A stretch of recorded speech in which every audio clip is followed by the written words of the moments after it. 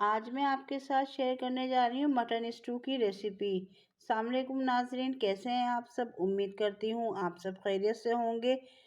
आज हम जो रेसिपी बनाने जा रहे हैं वो बहुत ही इजी तरीके से बनेगी और ये बहुत ही लजीज बन के तैयार होती है। अगर आप देसी फूड पसंद करते हैं तो ये रेसिपी यकीनन आपके लिए है।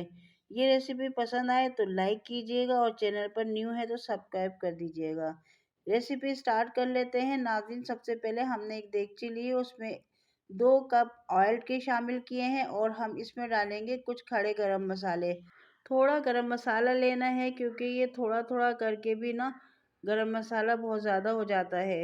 1 टीस्पून इसमें ज़ीरा है, एक बादियान का फूल, एक बड़ी इलायची, 3 से 4 अदद साबुत काली मिर्च, 3 से 4 अदद लौंग, 2 दालचीनी के टुकड़े, 4 अदद सब्ज़ इलायची। इन तमाम मसालों को हम गरम ऑयल में डाल देंगे और थोड़ा इसे कड़कड़ाएंगे ताकि ऑयल में इसकी खुशबू अच्छे से आ जाए। और इसके साथ ही हमने ली है 3 से 4 अदद प्याज। इसको हमने बारीक कट करके डाला है और इसको हमने गोल्डन नहीं करना है, इसको सौटे करना है।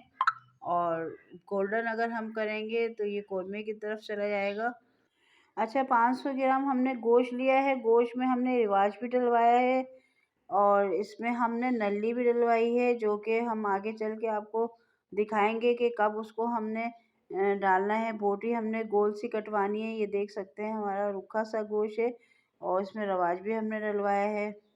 तो अब हम इसको प्याज में डाल के इसको फ्राई करेंगे। गोश्त का जब कलर चेंज होने लगेगा तो फिर हम इसके अंदर बाकी के मसाले डालेंगे। इसमें ज़्यादा कुछ मसाले नहीं जाते। 2 टीस्पून हम लहसुन अदरक का पेस्ट डालेंगे।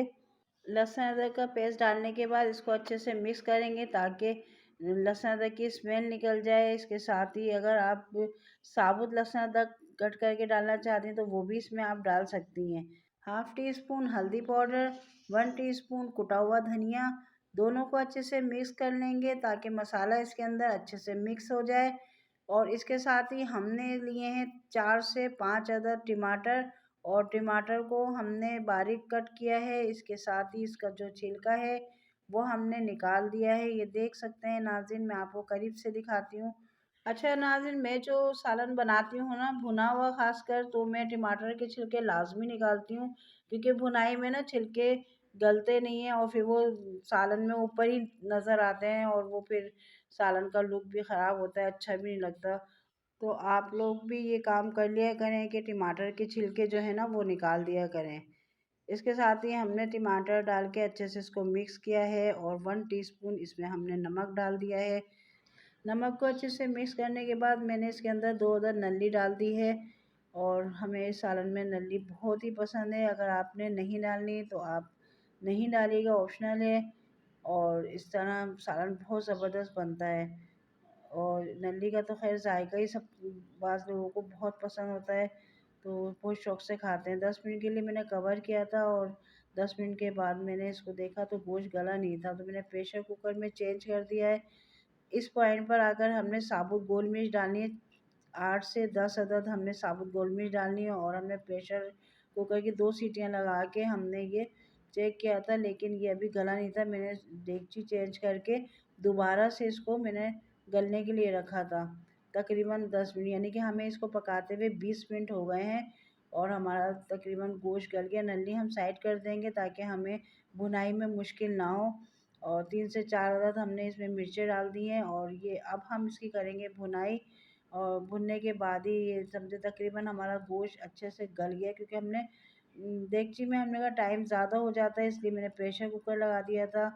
गोश्त गल गया अच्छे से। बारीक कटा हुआ हमने अदरक डाल दिया है, धनिया बारीक कटा हुआ डाल दिया है और मैं आपको डिश आउट करके दिखाऊंगी। नाज़रीन, बेहतरीन किस्म का स्टू बन के तैयार हुआ था। आप लाजमी इस तरह मेरे स्टाइल में बनाइएगा, बहुत ही ज़बरदस्त ये बना था। ये हमारी नल्ली भी अच्छे से इसका गूदा जो है वो गल गया है और आप इसको इसमें नल्ली को डाल के खाएंगे ना तो बहुत ही लजीज और शानदार ये स्टू बन के तैयार हुआ था। बारीक कटी हुई अदरक डाल दूंगी, बारीक कटा हुआ धनिया डाल के हम गार्निश कर देंगे नींबू डाल के।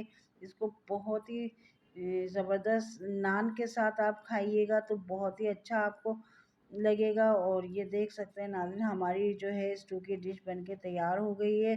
ज़्यादातर मेरी कोशिश यही होती है कि मैं ना देसी स्टाइल में खाने बनाऊं, क्योंकि ये पाकिस्तानी खाने, देसी खाने ये बहुत ज़्यादा ही पसंद किए जाते हैं और बहुत ज़्यादा ही खाए जाते हैं। तो इसलिए मेरी कोशिश होती है कि मैं देसी स्टाइल में खाने ज़्यादा बनाऊं। अगर आपको मेरी रेसिपी पसंद आती है तो आप लाइक शेयर ज़रूर कीजिएगा, मेरे चैनल को सब्सक्राइब कर दीजिएगा। इसके साथ ही हमें दें इजाज़त। मिलते हैं फिर नई वीडियो नई रेसिपी के साथ। जब तक के लिए अल्लाह हाफिज़।